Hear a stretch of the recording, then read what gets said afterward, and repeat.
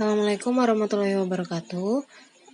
Salam sejahtera untuk kita semua. Bertemu kembali di pelajaran kita kali ini. Sekarang Ibu akan bahas materi fisika, judulnya gerak lurus. Langsung saja. Nah, apa itu gerak lurus? Jadi gerak lurus itu sesuai namanya adalah pergerakan suatu objek pada lintasan yang lurus. Nah, manfaat dari belajar ini tuh apa sih? Jadi dengan mempelajari gerak lurus, nantinya diantaranya itu kamu dapat memprediksikan kapan kamu bisa sampai atau kapan kamu harus pergi dari suatu tempat, dan kamu juga bisa memprediksikan waktu tempuh kamu bila kamu melakukan perjalanan. Selanjutnya, kamu dapat mengetahui juga nih jarak antar tempat yang ingin kamu kunjungi tersebut. Terus juga kamu dapat mengetahui kecepatan rata-rata ketika kamu melakukan perjalanan dengan suatu kendaraan atau berjalan kaki. Nah, jadi ada banyak lagi manfaat selain yang ini. Nah, jadi perhatikan dengan baik sehingga kamu bisa menerapkan pembelajaran gerak lurus ini di kehidupan sehari-hari ya. Oke, jadi ini peta konsepnya dari gerak lurus kita kali ini. Jadi materi gerak lurus itu nantinya akan terbagi dua ya. Jadi ada gerak lurus beraturan dan gerak lurus berubah beraturan. Gerak lurus beraturan disingkat GLB, diambil dari huruf depannya G, L, B, GLB. Gerak lurus berubah beraturan disingkat GLBB. Jadi keduanya itu bedanya di kata-kata, satu nggak ada kata-kata berubah, yang satunya berubah.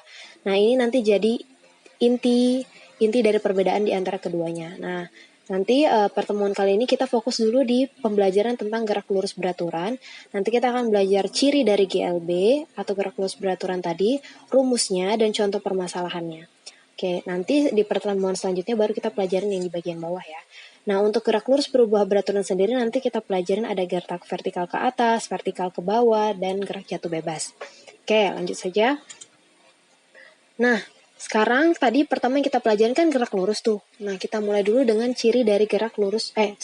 Yang pertama kita pelajarin tadi kan gerak lurus beraturan atau GLB. Nah, sekarang kita pelajarin cirinya dari gerak lurus beraturan dulu. Jadi kapan sih suatu gerak itu kita sebut gerak lurus beraturan? Jadi gerak lurus beraturan itu gerak objek yang kecepatan nama simbolnya ya, simbol besarannya itu V kecil, konstan sepanjang lintasan. Konstan berarti sama terus. Contohnya gimana? Perhatikan ini misalnya Ibu punya video ini ya.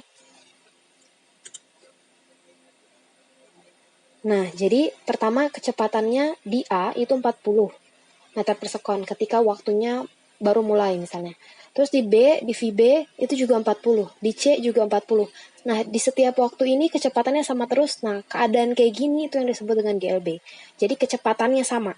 Jadi 40, 40, 40. Kalau misalnya 100, 100 terus sepanjang jalan. Nah, terus kalau misalnya digambarkan secara grafik, yang ini misalnya grafik V itu kecepatan, T ini waktu. Jadi kalau digambarkan secara kecepatan dan waktu, gambar grafiknya itu garisnya lurus. Nah, jadi ini waktu detik pertama, kedua, ketiga, keempat, kelima. Sepanjang waktu detik pertama kecepatannya 3. Detik kedua kecepatannya 3. Ke detik ketiga kecepatan 3. Sampai berakhir itu kecepatannya 3. Terus itu tandanya GLB geraknya. Oke, nah terus kalau misalnya digambarkan secara grafik antara S itu jarak, dan T itu waktu, maka semakin lama waktunya, jaraknya makin besar. Bisa dilihat ya, ketika waktunya 1, jaraknya baru 2 meter. Ketika waktunya 2, jaraknya 4 meter. Ketika waktunya 3 sekon, jaraknya 6 meter. Ketika waktunya 4 sekon itu detik ya, jaraknya 8 meter. Nah, jadi sepanjang waktu bertambah dan penambahannya tetap. Dalam 1 detik penambahannya sama, ya ini 2 meter, 2 meter, 2 meter. Dari 1 ke 2 detik kan beda sedetik nih. Penjumlahan jaraknya berapa? 2. 2 ke 3, 1 detik juga. Penjumlahan jaraknya berapa? 2. Dari 4 ke 6, nambah 2 meter kan? Nah, kayak gitu ya. Jadi, kenapa dibilang beraturan? Karena tadi penambahannya juga beraturan. Oke, mengikuti pola gitu. Di sini contohnya penambahannya 222. Sedangkan kecepatannya sama terus. Oke, itu inti dari ciri gerak lurus beraturan atau GLB. Langsung aja masuk ke rumusnya. Nah, rumus dari GLB itu sebenarnya kamu cukup perlu ingat ini. Nah, jadi V sama dengan S per T. V itu apa? Seperti di depan tadi, V itu kecepatan. Satuannya meter per sekon. Terus S itu jarak. Satuannya meter. T itu waktu. Satuannya sekon. Sekon itu sama dengan detik. Nah, dari sini nanti rumusnya bisa beda-beda nih. Kalau mau cari S, kalau mau cari T. T, ya kan? Kalau mau cari S dulu deh. Misalnya mau cari S. S berubah menjadi V kali T. Kalau mau cari T, berarti ini berdua sisa kita pindah nih. Jadi T sama dengan S per V. Nah, jadi ada dua opsi ya rumusnya. Bisa yang ini. Ada 3 ring maksud Ibu ya. Ini sama yang udah di kotak hijau itu.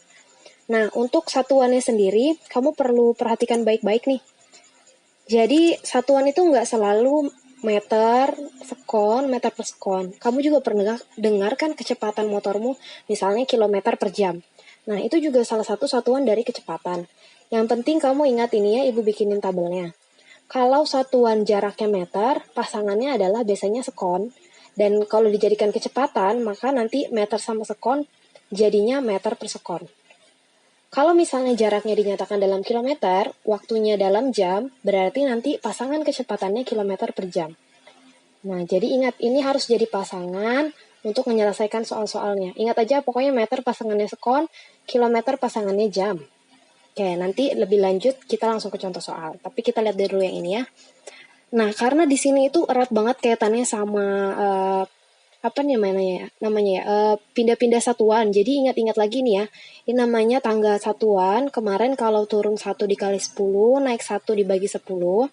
Dan ingat juga yang ini nih, satuan ini, 1 jam 3.600 sekon, 1 jam 60 menit, 1 menit 60 sekon. Ingat, sekon itu mirip kayak detik. Oke, dan 1 sekon ini dibalik aja, 1000 per 3.600 jam, 1 sekon 1 per 60 menit. Oke, langsung ke contoh soal aja ya. Nah, misalnya seperti ini contoh soalnya. Sebuah kendaraan melaju dengan kecepatan 72 km per jam. Oke, ini kilometer per jam. Berarti kita tulis dulu diketahuinya ya.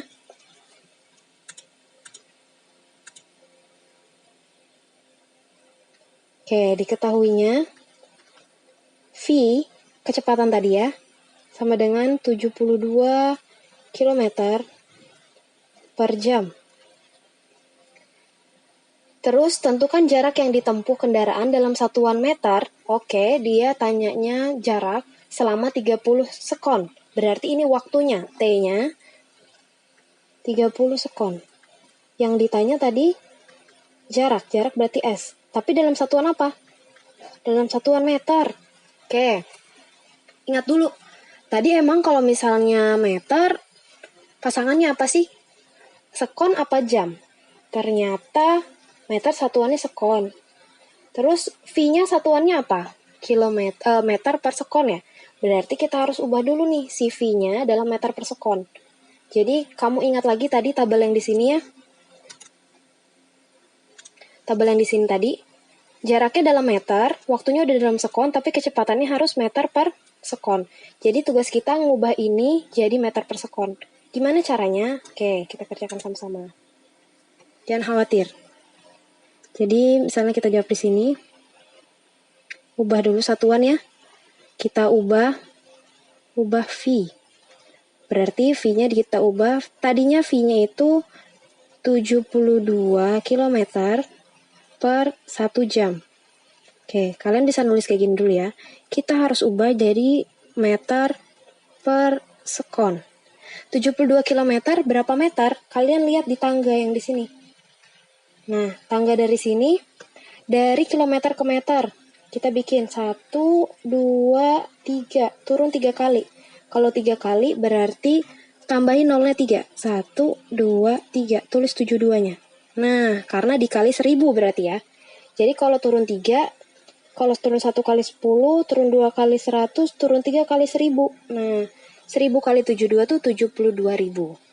Sekarang kita ubah 1 jam ke sekon. 1 jam berapa sekon? 3.600. Oke. Kalau udah kayak gini gimana? Coret dulu nolnya. Karena dibagi kan? Berarti sesat 720 dibagi 36. 720 bagi 6 itu jawabannya adalah 20 meter per sekon. Oke, berarti udah dapet nih. V-nya ternyata kalau dinyatakan dalam meter per sekon jadinya 20 meter per sekon. Sekarang kita kembali ke tujuan awal, nyari S. Berarti cari S. S tadi ingat rumusnya apa? S rumusnya adalah V kali T. Kalau semua satuannya udah sesuai, kita langsung kaliin aja. V tadi 20 meter per sekon, T-nya 30 sekon. Nah, kalian bisa lihat kan di sini? Ketemu nih satuannya, meter per sekon sama ketemu sekon lagi. Nah, jadi nanti kalau misalnya kayak gini, jawabannya itu dalam meter pasti. 20 kali 30 adalah 600. Berarti jawabannya adalah 600 meter. Oke, itu jawabannya. Mudah kan? Lanjut lagi ya ke contoh soal berikutnya. Nah, contoh soal terakhir. Misalnya, mobil D ini menempuh jarak sejauh 3 km. Oke, kita tulis dulu diketahuinya ya. Diketahui jarak sejauh berarti S. S-nya 3 km. Dalam waktu 1 menit. Berarti ditempuh dalam 1 menit. 1 menit itu waktu. Simbolnya T. 1 menit. Oke, 1 menit ya. Terus yang ditanya apa sih? Tentukan kecepatan mobil dalam satuan meter per sekon. Kecepatan berarti simbolnya V. Ntar kalau kalian lupa-lupa mana S, mana V, mana T, lihat lagi di video berikutnya ya. Di video sebelumnya maksudnya. Di slide sebelumnya. Nah, sekarang kalau misalnya mau cari V, kita lihat lagi, satuan yang diminta meter per sekon nih. Oke, kita lihat emang kalau meter per sekon syaratnya apa? Oh, jaraknya harus dalam meter, waktunya harus dalam sekon, terus kecepatannya baru bisa dapat meter per sekon. Oke, berarti jaraknya kita harus ubah dulu jadi meter, S-nya harus ubah jadi meter, T-nya juga harus diubah dalam sekon. Nah, kita ubah langsung diketahuinya juga boleh. Jadi, misalnya 3 km berapa meter? Kayak tadi, kilometer ke meter turun 3. 1, 2, 3. Berarti dikali 1000. Nah, karena turun dikali, jadi 3 dikali 1000, 3000. Tambahin aja nolnya 3. Oke, ini kejauhannya. Sian. Kita deketin aja. Nah, selanjutnya 1 menit berapa detik? 1 menit ternyata ada 60 detik. Masih belum berubah ya, masih 60 detik. Oke, jadi sekarang lanjut aja ke V-nya.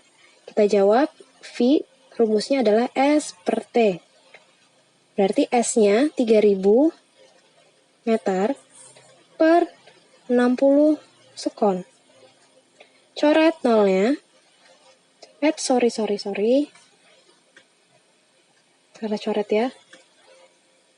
Coret 300 bagi 6. Berarti 300 bagi 6 adalah 50. 50, sesuaikan satuannya, meter per sekon. Karena di sini M dibagi S, maka satuannya juga M dibagi S. Atau dengan kata lain kita biasa sebut M per S. Nah, jadi ini jawabannya ya. Sudah deh, mudah kan? Nah, sekarang silakan kamu kerjakan tugas yang Ibu berikan ya. Itu saja dari Ibu. Terima kasih banyak sudah menonton. Sampai ketemu lagi di pembelajaran berikutnya ya. Terima kasih.